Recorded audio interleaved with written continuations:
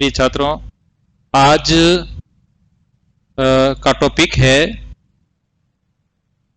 पहले अपने मानव भूगोल में एक टॉपिक पढ़ा था मानव और पर्यावरण के संबंध में, और उस टॉपिक में जो विचारधारा पढ़ी थी या हाइपोथेसिस पढ़ी थी वो थी नीतिवादी विचारधारा। नीतिवादी विचारधारा, और उसके बाद जो अगली विचारधारा आती है वो है नवनीतिवाद, या ऐसी विचारधारा जिसमें मानव और प्रकृति के मध्य संबंधों के संबंध में जो संकल्पना दी थी, उस संकल्पना में जो नीतिवादी विचारक थे वो जर्मन विचारक थे, संभववादी विचारक थे वो फ्रांसीसी विचारक थे, और तीसरी जो विचारधारा नवनीतिवादी विचारक या नवनिश्चयवाद विचारक वो अमेरिका और ब्रिटेन के विद्वान थे, जिन्होंने प्रकृति और मानव के मध्य संबंध को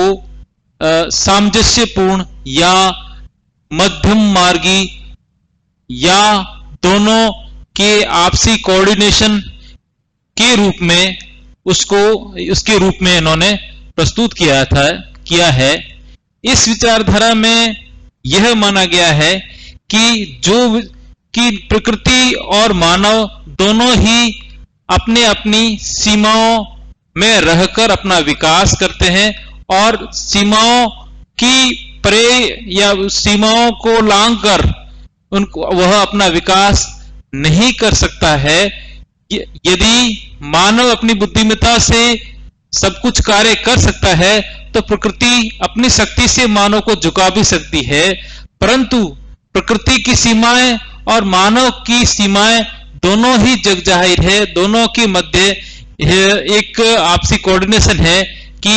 यदि आप मानव की इतनी बुद्धिमत्ता है तो भूकंप जैसी प्राकृतिक आपदा को नहीं रोक सकता है, या ज्वालामुखी जैसी प्राकृतिक आपदा को नहीं रोक सकता है। तो शाश्वत सत्य है कि सूर्य और चंद्रमा की गति को रोकना मानव के हाथ में नहीं है, परंतु उसके बारे में वह नॉलेज रख सकता है, उसके अनुसार वह अपने कार्य कर सकता है। तो मानव और प्रकृति यह कर सकते हैं कि दोनों प्रकृति की सीमाओं और मानव की बुद्धिमत्ता दोनों अलग अलग विचार है, परंतु दोनों आपसी कोऑर्डिनेशन से चलेंगे तो वह मानव अपना विकास अच्छी तरीके से करेगा। ऐसा नहीं है कि मानव अपने विवेक या मूर्खता से उस प्रकृति के विरुद्ध कार्य करेगा। तो ऐसा जरूर होगा कि जिस प्रकार से आप विकास करेंगे या उस प्रकृति के विरुद्ध कार्य करेंगे तो उसका इफेक्ट आप पर जरूर आएगा। इस विचारधारा को सामान्यतः नवनीतिवादी विचारधारा या निश्चयवाद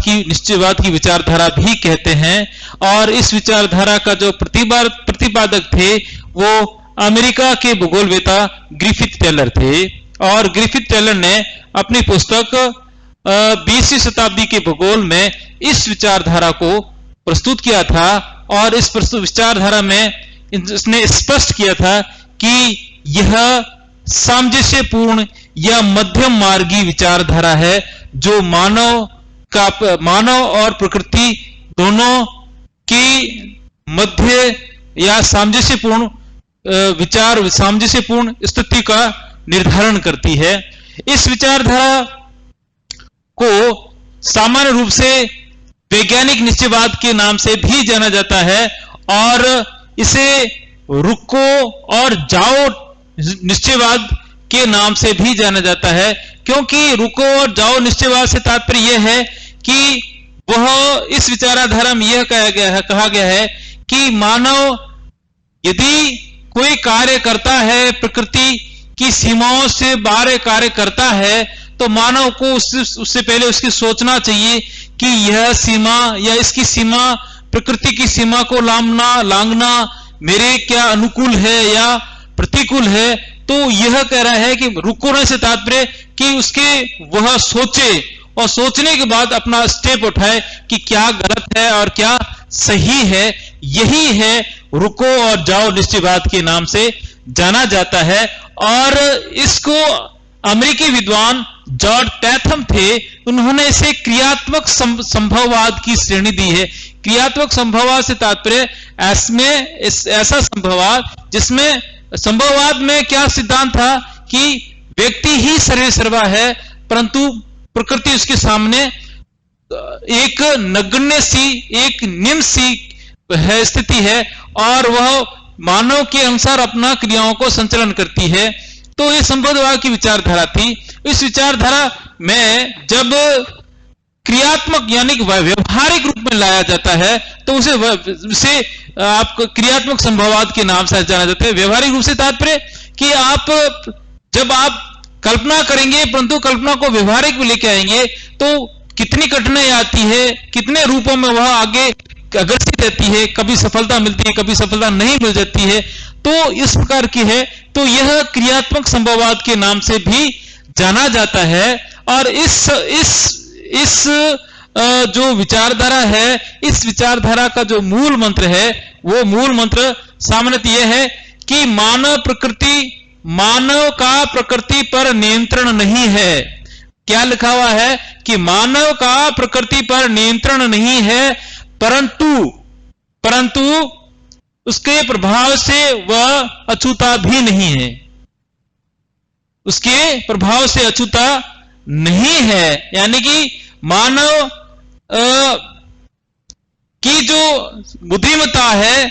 वो बहुत बड़ी है। उसने चांद पर जाके फतह कर ली है, उसने सूर्य के बारे में जानकारी भी प्राप्त कर ली है, उसने विभिन्न ग्रहों के बारे में जानकारी प्राप्त कर ली है, परंतु सामने जो पृथ्वी है, वो पृथ्वी की जो कैपेसिटी है, शक्ति है, उसके इफेक्ट को भी वो जानता है कि मैं यदि गलत करूंगा, प्रकृति के विरुद्ध कार्य करूंगा, तो प्रकृति मुझे अवश्य दंड देगी। तो यही सिद्धांत इसमें भी सम्मिलित किया गया है।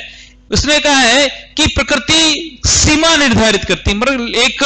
नेचर है, वो नेचर एक प्रकार की लिमिटेशन आपके सामने रखता है। यदि आप उस लिमिटेशन का उपयोग करेंगे, उस लिमिटेशन के अंदर या उस सीमा के अंदर काम करेंगे, तब तो आप अपने आप को डेवलप कर सकते हैं। परंतु यदि उस लिमिटेशन से बाहर जाकर यदि आप काम करेंगे तो नो डाउट आपको उसका दंड भुगतना पड़ेगा। जैसे अपने यहां पर चीन का अभी जैसे कोरोना वायरस आ गया, तो कोरोना वायरस क्या हुआ, किसके बताते हैं कि यह जो वायरस है वो प्राकृतिक रूप से जीवों को मारकर उसका दोहन किया गया। तो जो वायरस जीवों में ही रहना चाहिए वो मनुष्य के रूप में आ गया। तो ये क्या हुआ, प्रकृति की सीमा से बाहर व्यक्ति ने किया, तो प्रकृति ने आपको दंड के रूप में इस प्रकार की महामारी को फैला दिया। आपने नदी और नालों को बांध दिया, तो एक समय भी ऐसा नदी नाला में जब बाढ़ की स्थिति आती है वो टूटने की स्थिति पे आ जाते हैं। तो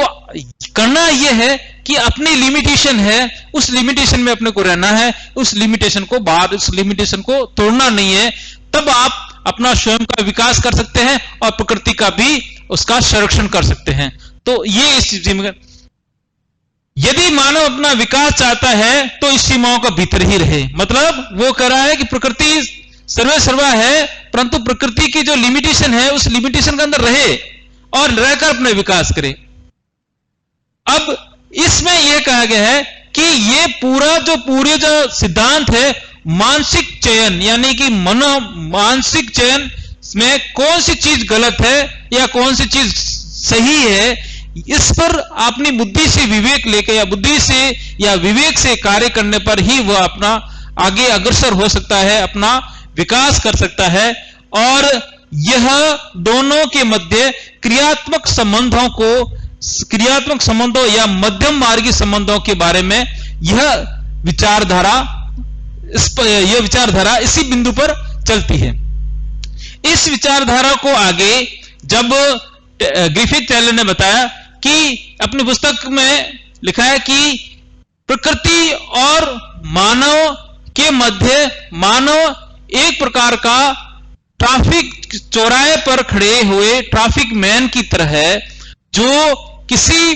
भी ट्रैफिक की सीमा को कम कर सकता है, परंतु उस ट्रैफिक को उस रास्ते से जाने के लिए नहीं रोक सकता है। तो आप नदी के पानी को रोक सकते हैं, डैम बना सकते हैं, परंतु पानी की निकासी जिस दिशा में है उसी दिशा में वो पानी जाएगा। यदि आप पानी के बांध बांधेंगे, बांधना एक स्टोरेज कैपेसिटी तक बांध भर जाएगा, परंतु बाद में बांध ओवरफ्लो हो जाएगा, ओवरफ्लो होने के बाद वो टूटेगा। तो नो डाउट अपने को उस चौराहे वाले ट्रैफिक मैन के समान है कि हमें यह सोचना भी है कि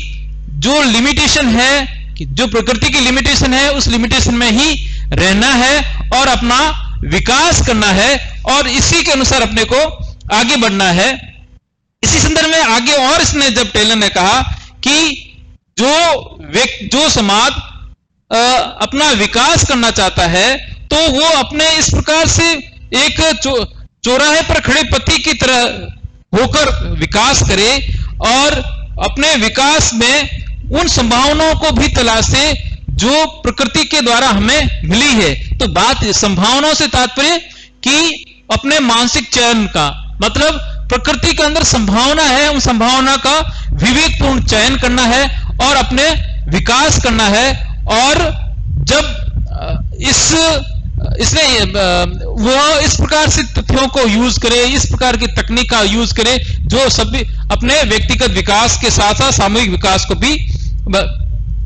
इसलिए टेलर ने फिर आगे बताया कि कनाडा है, आपके सहारा है, टुंड्रा है, अंटार्कटिका है, ये भाग आज भी क्या है, मानव रहित है, या वहां पर मानव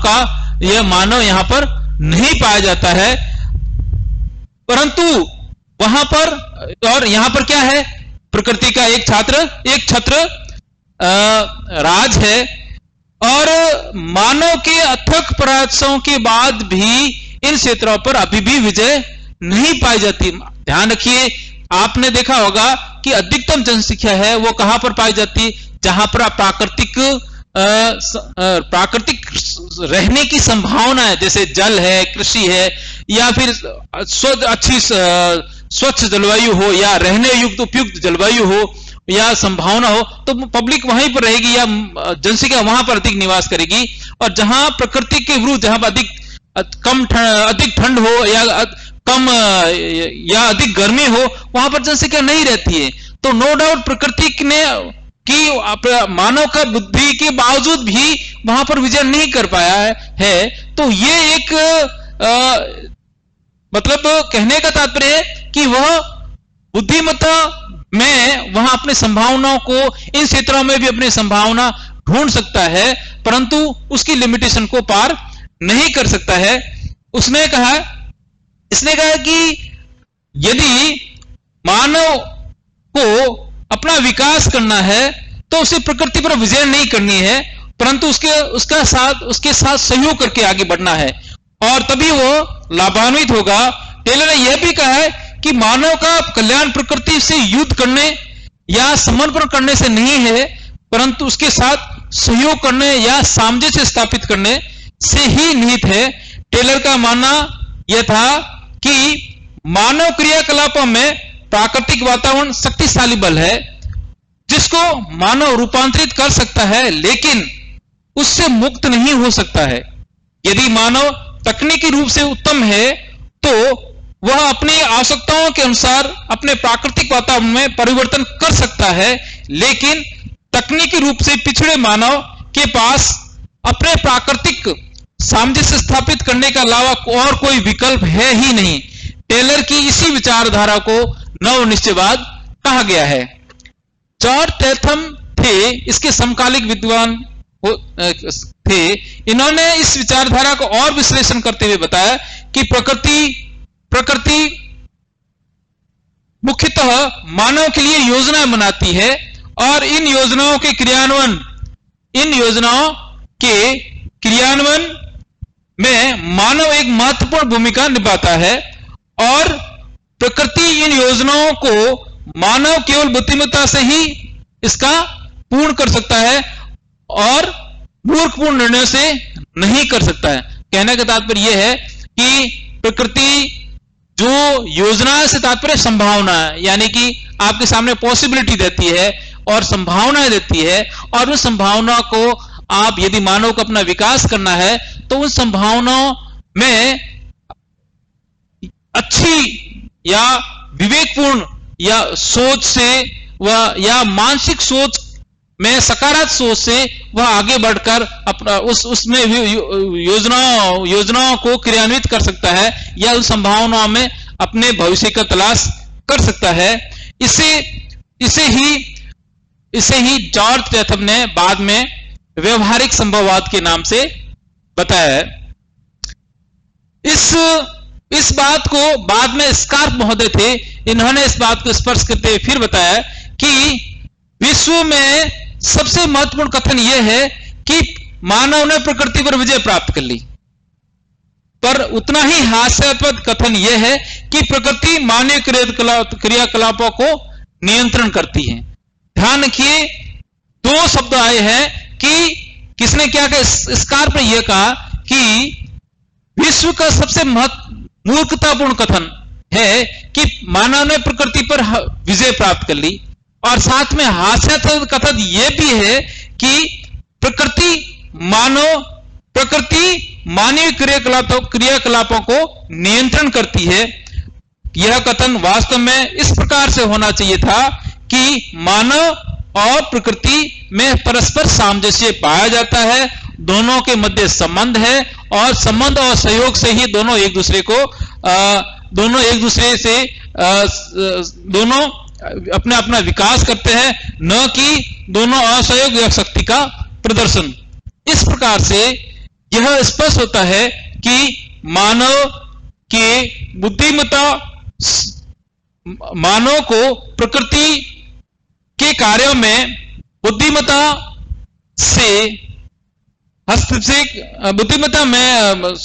मानव को प्रकृति के कार्यों में बुद्धिमत्ता से हस्तक्षेप नहीं करना चाहिए, हस्तक्षेप करना चाहिए, और मानव प्रकृति की आज्ञा मानकर उसे जीत सकता है। अतः मानव को अपना विकास प्रकृति की सीमाओं, प्रकृति के दिशा निर्देशों के आधार पर ही करना चाहिए, और यदि मानव प्रकृति के कार्यों को अंधाधुंध हस्तक्षेप करेगा या तो प्रकृति और मानव के मध्य संबंध बिखर जाएगा और स्वयं मानव का अस्तित्व समाप्त होने में देर नहीं लगेगी। तो कहने का तात्पर्य यह है कि यह विचारधारा कहती है कि हमें इस प्रकार का मध्यम मार्गी कदम उठाना चाहिए जिससे हम अपना उत्तरोत्तर विकास कर सके। कई सारे एग्जाम्पल है कि ये कह सकते हैं कि हमने वो कर दिया, हमारे मानव ने चांद पर अपने उपग्रह भेजे या सब कुछ, पर बात यह आती है परंतु चांद पर उपग्रह भेजने के बाद वहां रह तो नहीं सकता, वहां की लिमिटेशन है। तो रहना आप वहां पर जाके उसका अनुसंधान कर सकते हैं, परंतु वहां रहने के लिए आवश्यक दशाएं नहीं है। तो यहां पर यही तो कह रहे हैं कि व्यक्ति वहीं पर रह सकेगा जहां प्रकृति ने उसके लिए आवश्यक दशाएं दी है, और उसी दशाओं के मध्य वो अपना विकास कर सकता है। यदि उसके प्रतिकूल यदि चल रहा है तो वो स्वयं ही नष्ट होगा। आपने देखा होगा कि आप डेजर्ट में या अधिक ठंडे स्थानों में, तो वहां पर मानव के पास कुछ लिमिटेशन है, वहां रहने के लिए कोई जगह नहीं है, खाने के लिए है नहीं, खाने के लिए तो क्या करता है, वहां पर उसके पास केवल यही सब संभावना रहा है कि जो जैसा वहां पर मिलता है उसी का उपयोग करके वह चलता है। अब वहां पर यदि आप ज्यादा एक्सपोज करेंगे या ज्यादा दोहन करेंगे, उसकी लिमिटेशन को आप वहां पर आप एग्रीकल्चर करेंगे या फिर आप वहां पर नई नई टेक्निक्स या नई नई आप इम्प्रूव करेंगे, नो डाउट उसका इफेक्ट बाद में आएगा, और ऐसा आएगा कि वो जो आपकी लिमिटेशन होती है वो समाप्त हो जाएगी, या जो संभावना होती है आप संभावना का यूज करें परंतु संभावना का अतिक यूज करें तो वो आपके साथ हुआ है। तो आजकल आपने देखा होगा जितने भी बाढ़ है, सुनामी है, या पर्यावरण का प्रदूषण है, या ये जो प्राकृतिक आपदाएं हैं, उन प्राकृतिक आपदाओं के पीछे उत्तरदायी कारक कौन सा है? मानव है, और मानव ने उस लिमिटेशन को पार कर दिया है जो लिमिटेशन प्रकृति दी थी कि आप लिमिट में रहिए, उसका उतना हम उपयोग कीजिए। यदि अब आप इससे बाहर जाएंगे तो नो डाउट हम लोग प्रकृति का भी एक सीमा होती है, उस सीमा से बाहर जाएंगे तो आपको वो उसका नुकसान पहुंचाएगी। तो ये ही है एक प्रकार का नीतिवादी विचार जिसमें दोनों के मध्य सामंजस्य को स्थापित करने का प्रयास किया गया। धन्यवाद।